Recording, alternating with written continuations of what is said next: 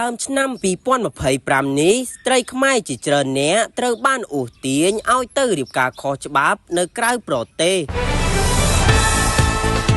មន្ត្រីអន្តោប្រវេសន៍ក្រសួងមហាផ្ទៃបានឃាត់ដំណើរឆ្លងដែនមនុស្សសរុប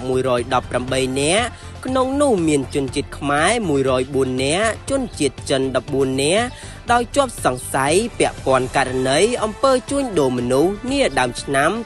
2025នេះបើតាមឯកឧត្តមឧត្តមសេនីយ៍ឯកសុកវាសនាអគ្គនាយកនៃអគ្គនាយកដ្ឋានអន្តោប្រវេសន៍ជនសង្ស័យរងគ្រោះដោយអំពើជួញដូរមនុស្សទាំង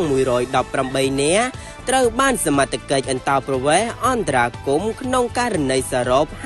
59ក្រៅពីនេះជនរងគ្រោះដែលភាគច្រើនត្រូវបានអូសទាញ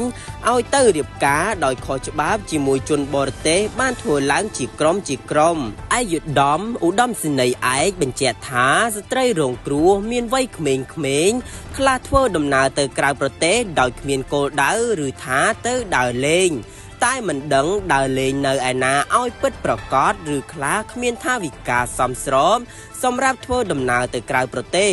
និងខ្លះទៀតស្ដែងអាការៈមិនប្រក្រតីនៅចំពោះមុខសមត្ថកិច្ចតែម្ដងជាមួយគ្នានេះសមត្ថកិច្ចជំនាញបានសាកសួរព័ត៌មានបឋមនិងរាយការណ៍ទៅកាន់មន្ត្រីជំនាញពាក់ព័ន្ធនឹងការប្រយុទ្ធប្រឆាំងអំពើជួញដូរមនុស្សដើម្បីសាកសួរនិងស្រាវជ្រាវលម្អិតរហូតឈានដល់សន្និដ្ឋានបានថា